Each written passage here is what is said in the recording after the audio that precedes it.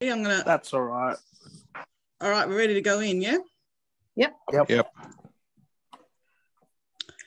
Good afternoon, everybody. It was so lovely to have you on board, and thank you for coming in to our Stay True to Uluru series of webinars. And this is the first one of 3, maybe 4 webinars that we're going to run around the Uluru Statement from the Heart, and exploring that a little bit deeper and exploring it with some of the South Australian and national leadership groups around the Uluru Statement. And today, we're going to explore the conversation around voice. So let me get started first, though, as it is really important to do. I would like to acknowledge that I'm currently sitting on a very windy and cold Kaurna country today, which is still as beautiful as ever. I'm really, really fortunate that I'm able to grow all my children on this beautiful country, and I feel very privileged to do so. And so I'd like to pay my respects to elders past, present. I'd also like to pay respects to the many countries in which we all come from today. And it's really important that we're able to, take a moment to think about that. And I encourage you all, when you're online today, just to think about the country that you're sitting on, even the country you were born on, because it's a very long story for all of us to think about that.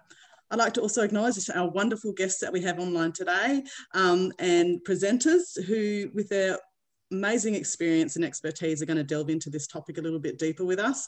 I'd like to pay my respects to you all and all the different countries that you're sitting on today. Just to introduce yourself to the team that's sitting online today, would you like to just run through for us? Because, I'm a big firm believer. Like I forgot to say, my name's Shona Reid. I'm the CEO at Reconciliation SA. But I'm a firm believer that we are really, really important that we're able to be the tellers of our own story. So I love it when people throw to me to tell a little bit about who I am. And I'm just wondering if I can do that to you today, because I could never do justice to your amazing stories. I was just wondering if I could throw perhaps Nolan to you. Could you perhaps introduce yourself and let us know who you are, where you're from, and why you're a part of the conversation from your place in the space around the dialogues and Uluru Statement? For sure. Nolan Hunter. I'm on Wajak country down here in the southwest in Perth.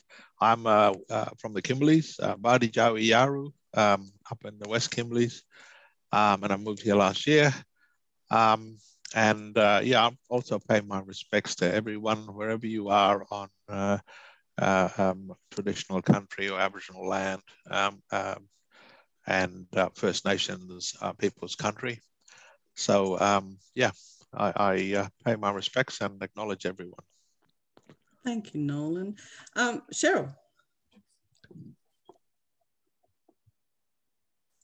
Hi, everyone. I'm Cheryl Axelby. I'm a proud Narungga woman from South Australia, and also standing and meeting on Kaurna land. I just want to acknowledge our Kaurna elders, past, present and emerging. And also acknowledge my ancestors and my family members before me. Very privileged to be here today. My involvement has been from the beginning, when we actually had the delegations and the meetings all around the state of South Australia. And so we played a key role, us fellows on here, in regards to organising the Uluru meetings in South Australia, and also had the privilege of being at the big national meeting in Alice Springs, where the statement was then further developed. So very privileged to be here today. Thanks, Cheryl. In my top left-hand corner, I have Sally Scales. Hi, Shona. Hi, everyone. I'm a Bianyara young Kundra woman. I'm from Central Australia, even though APY is in South Australia. I'm also here on Kaurna land, and I've been involved with the Uluru Statement from the Heart since the dialogues. I was lucky enough to go to the Ross River dialogue and also the Adelaide dialogue, where Cheryl was the co-convener. And, I would also like to thank the incredible leadership that's gotten us to this space, from my elders, the Kaurna elders that I sit on, but also the incredible leadership that has carried this conversation through back from 2017, but also all the hard work that went into it with often think about Uluru Statement as being just 4 years ago, and we forget that all that hard work was done decades and decades before us. So thank you to all those incredible leadership. Thank you, Sally. And last but especially not least, Mr. Coulter, Dwayne, would you like to introduce yourself? Thank you, Shona. Yes, my name is Dwayne Coulter. I'm a proud Adjumatnaguga man from South Australia. First off, I would like to acknowledge the land that we're meeting on today. Well, for me, I'm on Kaurna Yurta, down near Port Adelaide, Yarta. So very important place to the Kaurna people. So I acknowledge that, but also acknowledge, like Honey Cheryl did, my ancestors, my people who, you know, really struggled and got me to where I am today. So they play a huge part in my story and influence and motivate me to continue to be an advocate and speak out for what's right. So definitely happy to be talking about this. Uluru Statement from the Heart is something that I've been involved in from the Adelaide Dialogue, but also before then, you know, this has been something that has been on, you know, a discussion point for over a decade about constitutional reform, constitutional recognition. So I think it's overdue. And I'd like to give a big shout out to all the mob joining us, and also, you know, wherever you're joining us from today. I think it's going to be an interesting discussion. Wonderful. Thank you, Dwayne. And thank you, everybody, for making the time. We've only got an hour today, so we're going to get stuck into it. And what we are here today to talk about is, you know, that really instrumental piece of work that was not just done on one day, that was done over many, many years, many, many conversations, but came together in May 2017, which was the Uluru Statement from the Heart. I'm going to flick over to the national leadership team, which is, you know, Nolan and Sally, if it's okay, because out of the Uluru Statement came some really coined phrases or coined words, which is voice, treaty, truth. And I'm just wondering, you know, I've heard some conversation pieces around that, and I hear lots of things that's going on around the country. There were some really significant pieces, reasons why voice, treaty, truth were said in that order. And I'm just wondering if you could explore that for us a little bit and talk that through. You know, Nolan or Sally, would you be able to take that conversation piece up for us? For sure. Well, the first thing is, as people have acknowledged, there was a process with the dialogues across the country. And, you know, the people on the ground having input into that. There were lots of discussions on you know, a number of things. And I think what was critical about Uluru was that people had different views and opinions, but you know, everybody got to a place where people could agree on what was the priority, what was most important. And so I acknowledge that. I think was an incredible process. I was a facilitator and also a convener for the East, for the Kimberleys and the Pilbara as well, and I was there at Uluru. And so what happened is that people, after we settled our initial differences in the first day of you know, debating and arguing and what have you, there was a consistency from the dialogues, and all of the dialogues where people arrived you know, at the place where they determined what was the central, what was the major key ask here. And so by the time it got to Uluru, I think it was quite easy. It was really about people then agreeing on what had been discussed in their regions. And the order of it was also discussed in terms of what was the priority. And it wasn't just a voice, obviously it was treaty and truth, and, you know, and these things were important, and it was echoed across different dialogues. And so that was a good process as well, in that everybody could agree that that's what the final position was. In terms of the order of it, look, at the end of the day, the common sense approach is about understanding that when you don't lock in you know, the ability to ensure that other things can occur, what is the mechanism that allows us to do that? And so we looked at understanding that It is the Constitution, Australia's highest rule book, that determines how governments act in Parliament and all those other powers and legislations, etc. So it just made sense that you had to have the ability to inform other processes. And so my understanding is that's why a voice was critical in the Constitution, because then it could determine how governments could proceed and look at other things like treaty and truth. But if you didn't set the ability to do that in the first instance by creating that mechanism and that ability for governments to have regard to it in a way that it respected out of its own rules and the country's highest laws. So for me, that was the kind of simple view. But yeah, look, perhaps Sally, I might hand it over to Sally just to have a better explanation.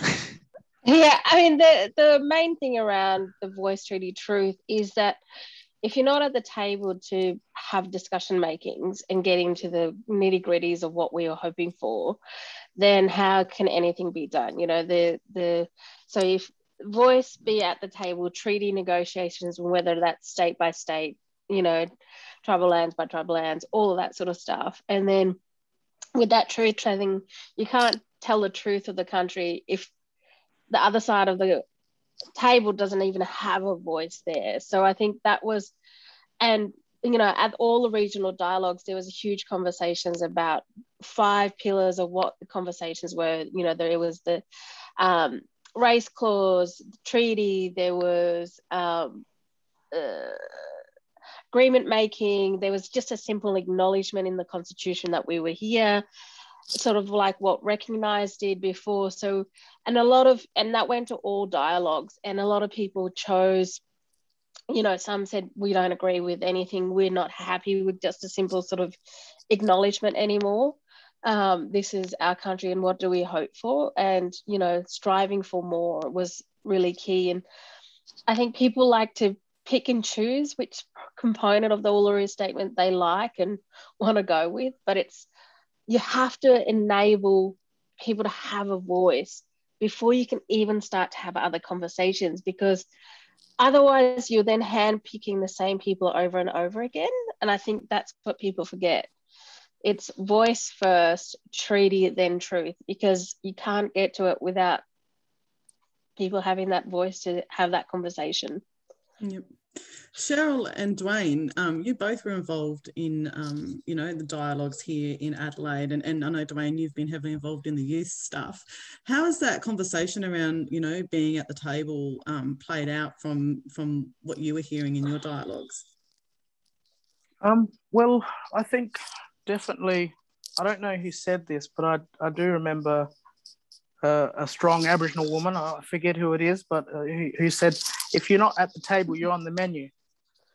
You know, so it's the fact that if we don't have this enshrined mechanism to actually enable our people to have a voice on the laws that impact our communities the most, then it's redundant. I think we definitely need to actually accept that this is part of our future, and especially for Aboriginal and Torres Strait Islander young people from all around the country. We have too much at stake to simply settle for anything less than what we truly deserve, and that is a constitutionally enshrined voice. I think in the dialogues, it was really echoed that we can't be left to the whims of government, to the whims of the government of the day, and especially for South Australia in particular with the Hindmarsh Island Bridge case, which illustrated for us as First Nations people that, you know, there is a serious inadequacy with the Commonwealth's power and how they wield it, and how it impacts our mob.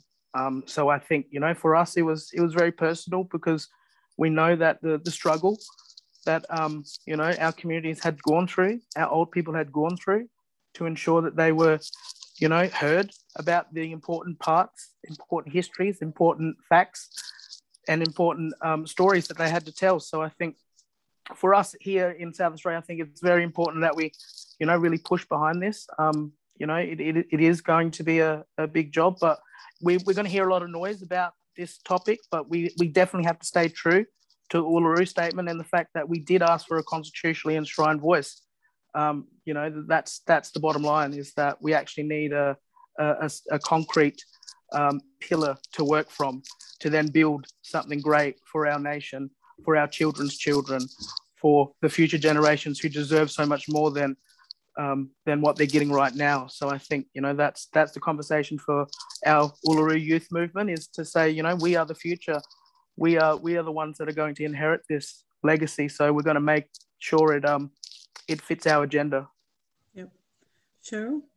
Yeah, and you know, and picking up from Dwayne's point, what was really clear, that people didn't want tokenism, you know, in the context, and that was something that became really clear in the South Australian dialogue. And also because, you know, how many times have we had, you know, bodies funded by government only to have, you know, funding pulled away, or your national voice defunded? You know, there was all those conversations that were going on.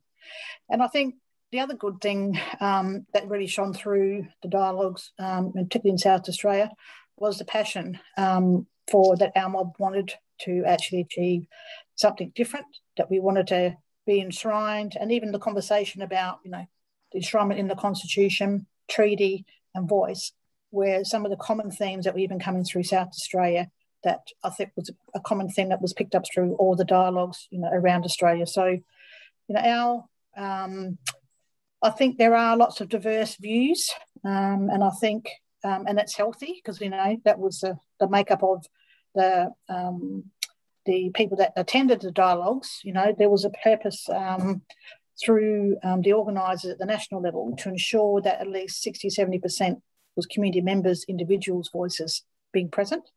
You know, then with Aboriginal and Torres Strait Islander organisations like being there as well.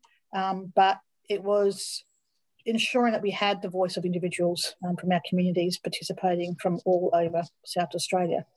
And whilst, you know, I know that there's also been, you know, some issues, I suppose, with fellows feeling that they've missed out, but in actual fact, you know, I don't think people have missed out, because we're still having this conversation. People can still have input, which is why we are all still here and very passionate about pushing, and it was saying, you know, the deadly hashtag, you know, stay true to Uluru, because what we're seeing at the national level at the moment is taking that away and actually, you know, putting it maybe possibly into a legislative context, which means if we're not enshrined in the Constitution, it means they have to have another referendum before they can change and take away those powers that, you know, we could possibly have by having a voice. Let's just touch base on that, because nice segue, Cheryl. It was the conversations around rather than constitutional enshrinement of a voice, there is conversations, you know, in the background and may come to the foreground around rather than constitutionally enshrining a voice, that there be a government mechanism or a legislated mechanism that, you know, is proposed and adopted. Can you, I suppose we can go around again, and Nolan and Sally, from a federal perspective, what does that mean, a legislated, I suppose, voice versus a constitutional voice? And I know it might sound simple for some, but can we just go through that and dig a little deeper around what that would mean? Sure. Quite simply, it's trying to continue to do business the same old way. You know, governments creating legislation for Aboriginal people, for Aboriginal Torres Strait Islander people. And it is fraught with challenges and difficulty and failure, mostly failure. And that's reflected in the socioeconomic and social circumstances of Indigenous people across this country in so many areas. And everybody's familiar with this. Australia's so familiar with this, and particularly First Nations people. And so then if you're just doing the same thing by creating a mechanism that you've done over and over again, and Dwayne talked about Hindmarsh Island, and there are other symptoms where you can see what happens when you don't have the level of a voice recognized in a constitution. So that when there is this issue about the ability to make laws for and policies for Indigenous people, they're not always in our interest. And the symptoms are they keep making legislations that don't work, the national policies that don't work, service delivery models that don't work. The symptoms are all there, and it really points to the fact that if you just try to, address it in the same manner that you've addressed it, that's consistently failed. What's the old song? There's a hole in the bucket. How long before people get it that you have to do something that's not going to just end up in the same place? Keep doing things the same old way, you keep getting the same answers. It's that simple. Sally? I mean, the major difference between a legislative and a constitutional enshrined component of the voice is a legislative voice can be shut down at any time they want. We've seen government do that before with ATSIC. We've seen them, and it's not an advisory board. I mean, how many times have Aboriginal people been on a government advisory board? I think we all get asked to be on some sort of advisory board, and we give all of this intellectual property about how our communities work, what works for our communities, what's the best way to work in that space, and nothing changes. As Nolan says, we see these symptoms of the lack of change, and it's like, this is the most incredible, hopeful delivery, the Uluru Statement. It was given to the Australian people with lots of hope and ambition, and we just are so afraid. Why are we so afraid of Aboriginal ambition? We know how our communities work. Don't you want us at that table to tell you how exactly our communities work? Because government, whether it's in Adelaide or it's in Canberra or it's in our, capital cities, they all think, oh, one shoe fits every single black fella out there. And it's like, what? No, it doesn't. Even in this state, we all know the difference in, of our cultures and our, immediate community groups. So a legislative voice, they can change it. They can get rid of it. They can drop it like a pancake anytime they want. But a constitutionally enshrined voice will make sure that it's protected until there is another referendum. And it's making sure that Aboriginal people are always going to be there. And I think that's what we have to go for. I mean, we often talk about, self-determination for Aboriginal people.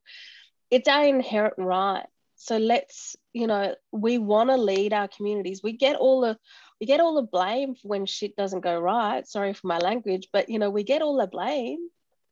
We're constant, you can see it in media. It always goes, let us go there. We'll keep taking the blame, but, we know how communities work. Let us lead it. Cheryl, I just saw you reaching for your clicker.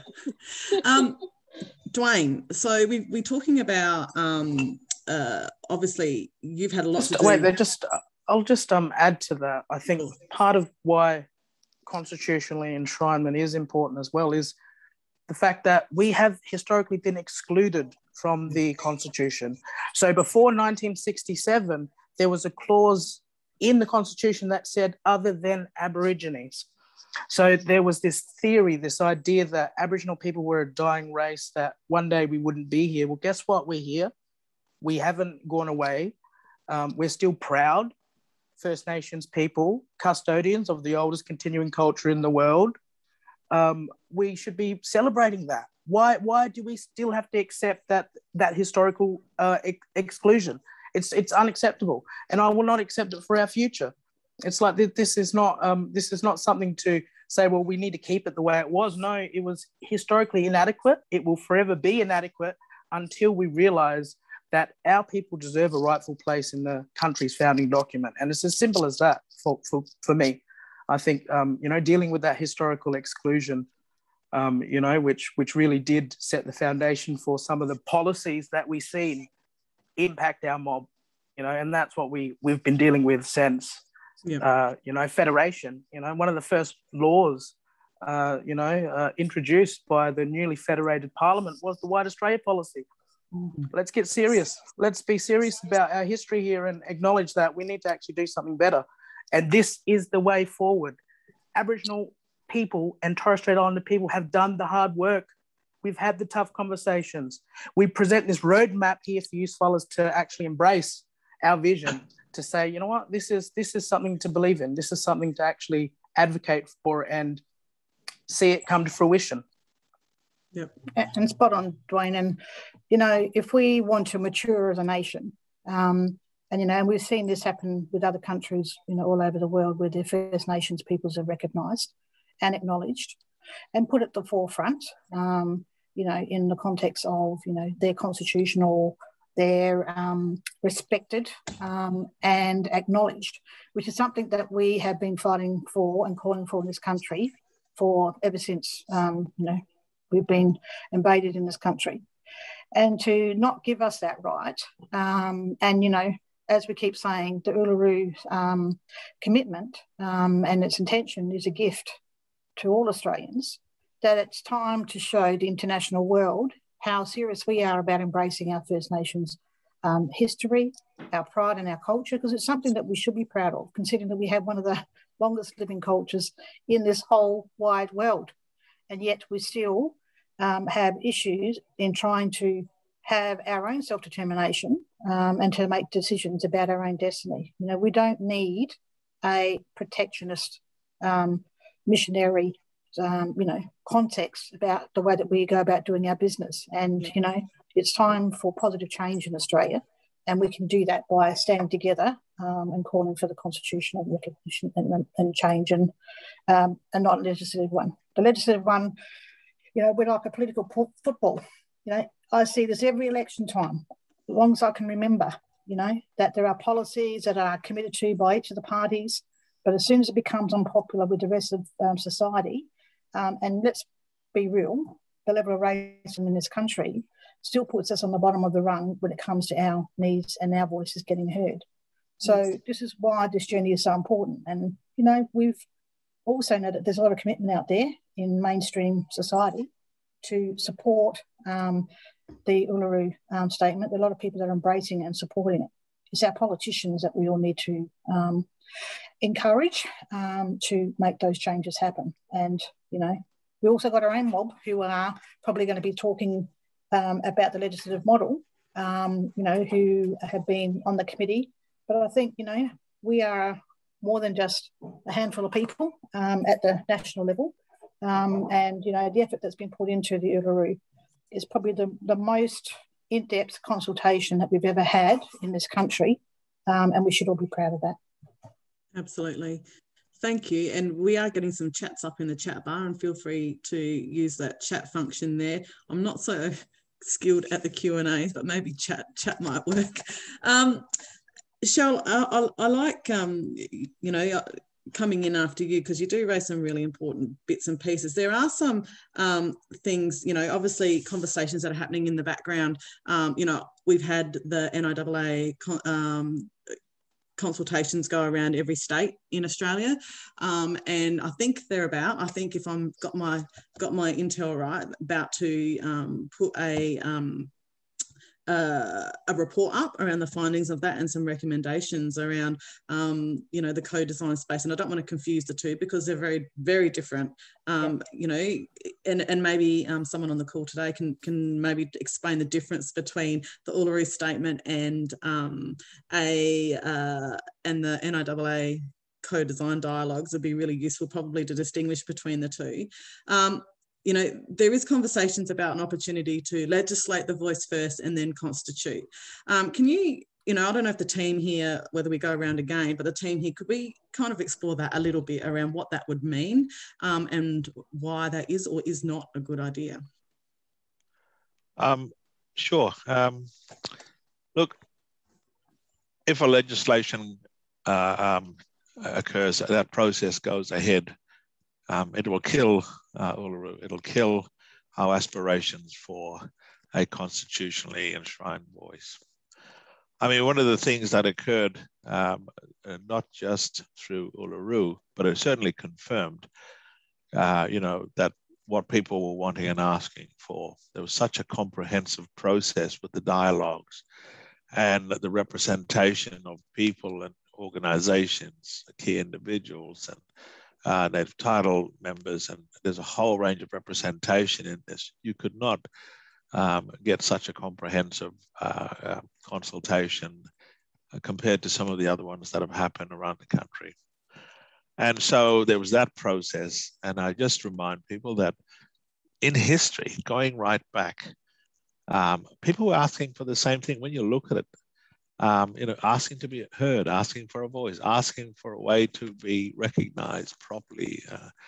And so even if you didn't agree with Uluru, it's not a new thing. It's standing orders, what I call standing orders. Our people going right back asking for the same things in history. And then you also had, after Uluru, you also, or long before Uluru, you had a process, of the bipartisan process, government support for a referendum that went for almost 14 years. All the different expert panels and talking about the same things from government, from a bipartisan process. So you had history asking the same thing. You had that bipartisan process for 14 years, nearly asking the same thing. You had Uluru asking the same thing. How much more do you need? And why then turn around and do another consultation and shop for a different answer when there is this consistency of the ask? It has to be a constitutionally enshrined voice and nothing else. And that's what people have been asking. That's what people have been saying year in, year out, going right back. And so the other thing that I wanted to mention was the process of the consultation on the legislative voice. All the research that had been done on the submissions that were lodged. It was nearly 3,000 or something close to 3,000 plus submissions.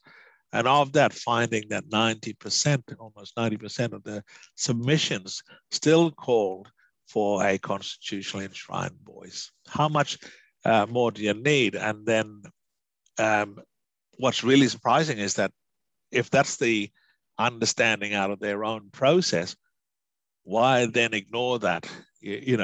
Why? What's the point of the consultation if you're doing it under the guise of saying, we want to find out if that's what people really, really want? And so then you go, history says we want this. Bipartisan government process over 14 says we want this. Uluru says we want this. And their consultation process on a legislative voice says, nah, we want this. How much more do you need? Yep. Thanks. Sally? I mean, Nolan's right. Like if government gets it through with the legislation, then it kills it. It kills Uluru. It kills any work that has been done in all of this space of getting a First Nations voice, because government will say, oh, look, it's done. We've done it. We don't have to worry about it. Look, we've heard your mob. Here it is. And, leave us alone now. And they'll say, you can just see it, like government are good at doing one step, but don't do the following steps afterwards. From Mabo, there was meant to be more around, that, around native title, around, our land claims and all that, and they didn't drop it. Kevin Rudd said sorry, and then nothing happened with the, consultation for that families, of stolen generations. So government aren't good at doing the second step. So if they do a legislation, they're not going to come back and then embed it later on, because they'll say, look, it's working, it's done there, it's, and Cheryl brought up a really great point, is the way that the dialogues and the consultation processes around that, when you're getting 60 to 70 people, community people who aren't attached to an organisation, you're also then getting organisations involved. The numbers that I've heard for the consultation processes around the agency, yes, it was in a COVID time, but even before that, they weren't really doing proper consultations, and it was all led by hand-picked individuals. So I don't know how much in that community involvement that is, and it's also not what we wanted. Like, it's not staying true to Uluru. Uluru didn't say we want a legislative voice. No, we want a constitutionally enshrined voice. And I think this is where this is where everyone needs to, it goes back to the people power, you know. It's also making a better Australia for all of us, not just First Nations people, but every single one of us. And I think we need to get into that. It's a people power. The Uluru Statement was also given to people. I always say, it's a little bit cheeky, but I always say, you know, the Uluru Statement painting, the paint behind my thing, that's never going into the Dead Hall of Dead Treaties. You know, how many times have First Nations people given an incredible statement, political statement, and it goes into Canberra and it goes into Parliament House and it's put on that, in that hall, and it just sits there, and it's a great sort of showing of Aboriginal culture as a little trappings on top of the building, but they don't embed anything. So it's about making sure that it's about what we wanted, constitutional enshrined, not legislative. And if we get legislative, we're doing it as a no. Like it's not what we wanted, and it's about everyone getting on board with this. Yeah, and just I think also on that, Sally, you know, what people are forgetting is, you know, the government asked us what it is that we wanted. And as soon as we told them what it was that we wanted, it obviously must have frightened them, because they probably didn't think that we'd be, you know, come up with such very clear key asks about what we want for our future in this country. And it is still, when you're looking at, and I love the way that you said that too, about, you know, how, you know, they want to now go down this other path and do this other inquiry and then go and talk to these other fellows, and because that's what they do all the time to try and take away the vision of the Uluru Statement and its original intent and commitment. Now, we as First Nations people, we've told the government what we want. They said that they wanted to hear from us about what it was that we wanted. And then they said, oh, sorry, but we don't think that the rest of Australian society will vote on a referendum and support that. Well, you know what? It's the politicians, in my view, that don't support it. And they are scared of the power that would bring. And also they're scared of the power of the rest of Australian society in supporting us as First Nations people. Yeah, and I'll just add to that. It's important to realise that the statement and it was crafted with 10 guiding principles that were distilled from the regional dialogues that happened all around the country. And those 10 guiding principles were, number one, it does not diminish Aboriginal sovereignty and Torres Strait Islander sovereignty. Number two, involves substantive structural reform. Number three, advances self-determination and the standards established under the United Nations Declarations on the Rights of Indigenous Peoples. Number four, recognises the status and rights of First Nations. Number five, tells the truth of history. Number six, does not foreclose on future advancement. Number seven, does not waste the opportunity of reform. Number eight, provides a mechanism for First Nations agreement making. Number nine, has the support of First Nations. And number 10, does not interfere with current and future legal arrangements.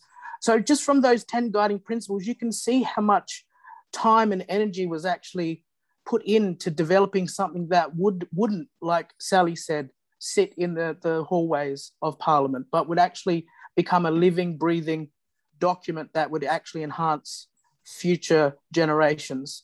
So I think, you know, it's really important to recognise that this wasn't something that we just pulled out of a hat. You know, this was real discussions that really got to the heart of the matters that were impacting our mobs. So we can't give up on that. And I'm not going to let anybody dilute the agenda that was set at Uluru, because it's too strong and it's too powerful to let anybody dilute it, change it, interfere with it, or mess with it, because it is a strong message to our people to say, you know what, enough is enough. The line in the sand is drawn. It is very clear that this is a pathway that we need to embark upon. So let's start making the first steps, and let's make sure that we have an army behind us so that we can get the message across to Canberra, to those people who sit in those highest echelons of our government, to say, you know what, it's time to give the power back to the people. Thank you, Dwayne. It's always, you know, your passion is, you know, It's there, mate. We're hearing it loud and clear. Thank you. You got a smile in my heart when I hear you talk.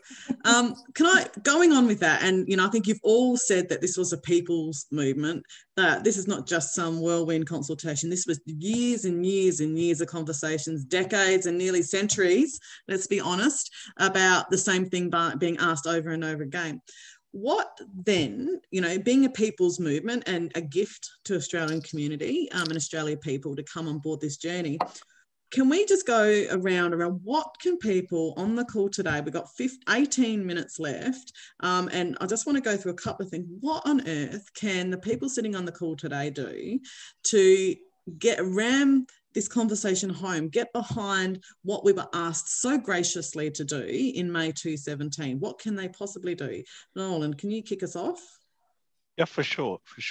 So look, there's many things that people can do, talk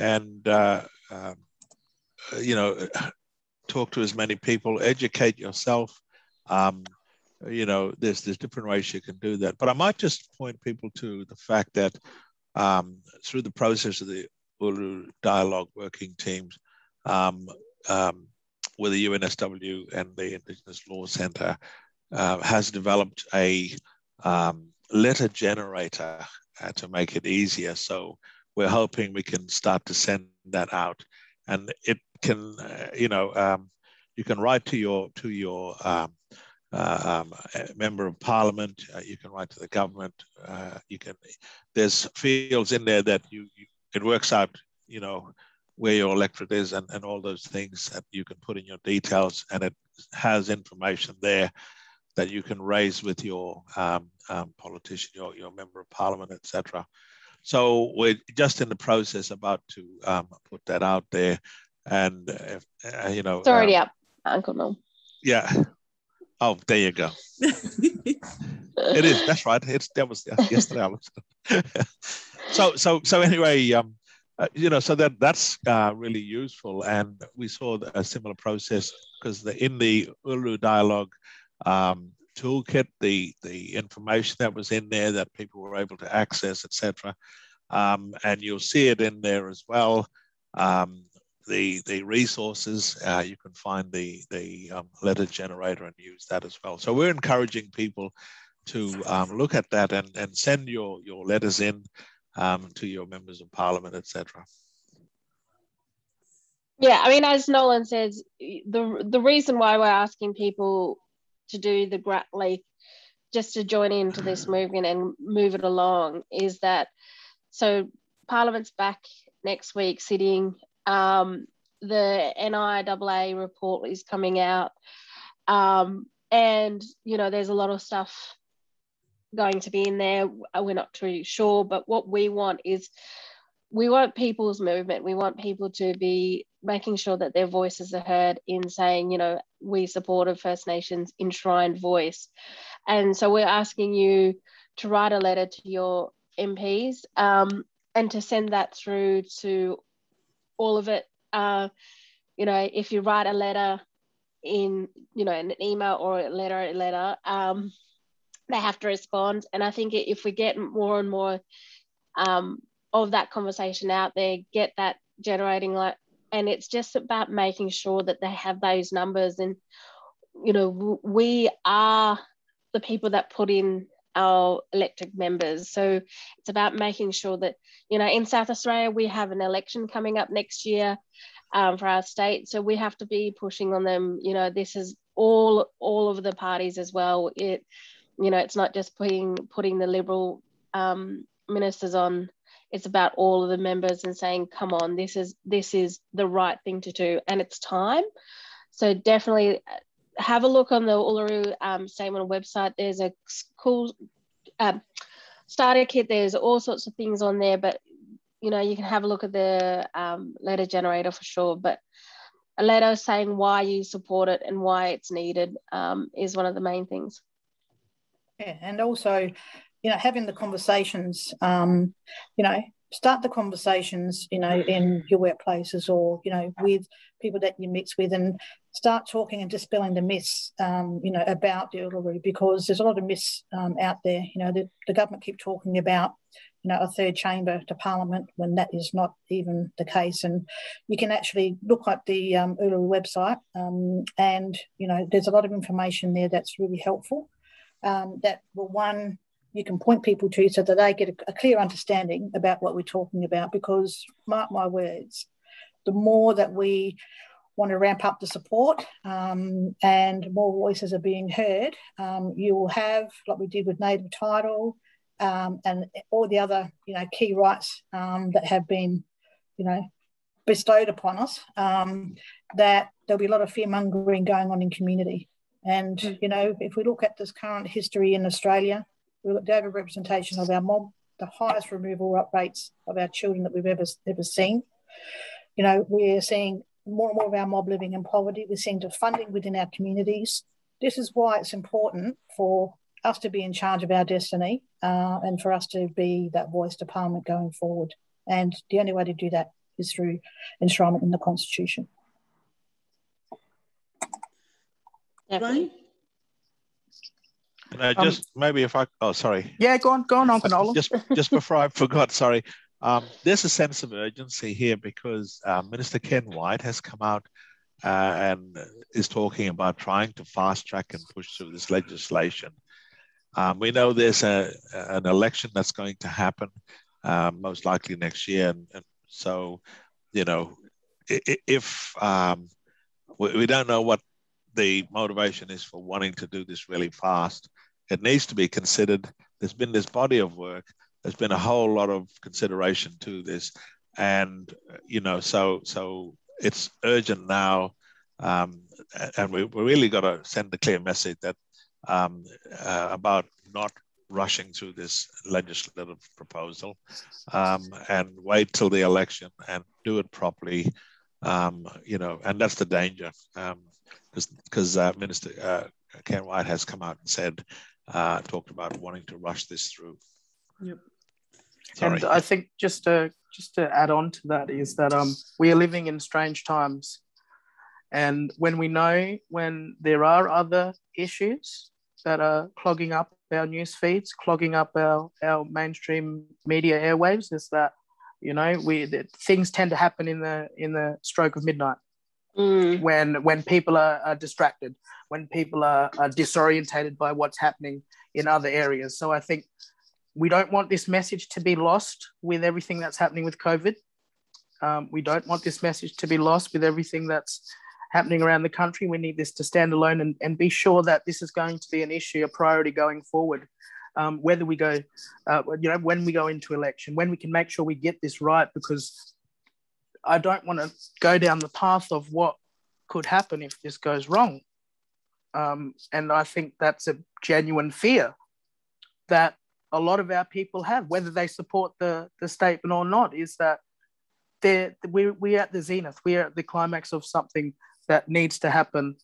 So if we don't actually embrace the vision that has been set by First Nations people, then we are doing them a great disservice, and we have to be prepared for the issues that are going to arise from that. So I think there's too much at risk to simply accept something slapdash. This has been a conversation the government have been having for over a decade. So come on, seriously, how much more money, how much more time, or how much more energy are you going to chuck towards something that has been set already? The agenda's been set. Let's actually do something to make it a reality. So we want our people to, obviously write in letters, but also, keep up the pressure, have those conversations with family and friends, join up to be a volunteer with Rec SA, because you'll get some information about what's happening in the next kind of couple of steps, because we're getting to a point now where there's going to be some really tough conversations that are going to happen, but we have to stay committed. We have to stay true to Uluru. There was too much that went into it to just simply let it be washed away by the tide of history. That's not what we are about. We've proven that wrong before, and we're going to prove that wrong again, and we're going to keep pushing forward, no matter what happens in Canberra. We have to ensure that we have a strong base of supporters on the ground who can continue to echo echo the message and our voice across. And I mean, I'm always amazed when I listen to Dwayne speak. He's right on the money there.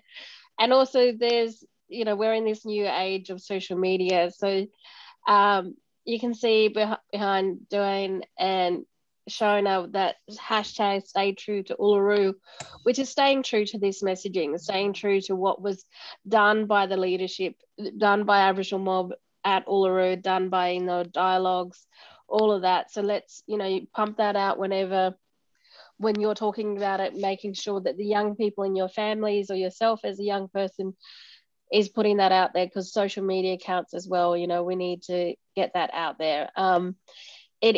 It's about working together. You know, we are a small population. When it comes down to a referendum, we need everyone's vote. We need everyone moving on it. And it's about recognizing your own space in it. I mean, it's about being a true ally, and a true ally is walking with us, elevating, and also ensuring that we, using your privilege, using your spaces to elevate First Nations communities and pushing that through. And I think that's what we are hoping for is, you know, the Uluru Statement was incredibly hopeful. It was purposely given to mob, from mob to people. It was given to Australian people saying, we need you to walk beside us. And I think that's how we keep going, is just join in, walk beside us, and let's go. I think it's time. Wonderful. Thank you. And international, I was just going to say, the international world is actually watching Australia and has been watching us for many years now. And in particular, you know, we've just had recently 30 countries calling upon Australia to raise the age of criminal responsibility as an example. So internationally, if we want to be a country that we want to be proud of our First Nations people, then I call upon the rest of Australian society to, you know, demonstrate to the rest of the world that, you know, there is love and respect for your First Nations people in this country, and that we want a country that we want to be proud of. Thanks, Cheryl. Look, I just wanted to say that there was an election promised by Morrison to hold a referendum. And we understand and know that there was a commitment from Morrison, an election promise to hold a referendum. And there was also setting aside the funding to hold a referendum of $160 million. So they're ready. They've acknowledged that this was a promise, and they've quarantined the resources to pull off a referendum. And then there was also the process of co-design, that they funded. So it's almost like you're going right up to the edge of the puddle, and you just have to jump across now. And and one of the interesting things I want to mention is that the research that's been going on, the polling, the engagements through the Uluru Dialogue, the things like this, doing webinars, talking at events, etc., across the country with lots of people getting involved, and our leadership with Professor Megan Davis and Pat Anderson, and we're understanding that the level of support from the Australian community is overwhelming, from corporate Australia, from the religious groups, from people around Australia are ready for this. They are ready, is the indication we can see. Where I'm actually blown away by the level of support once we start to understand the statistics on this, and the feedback, and the looking at the outlets that Sally mentioned before, the social networks, and people's voices being echoed across Australia. Australian people, I think that the government of Australia really underestimated the Australian people.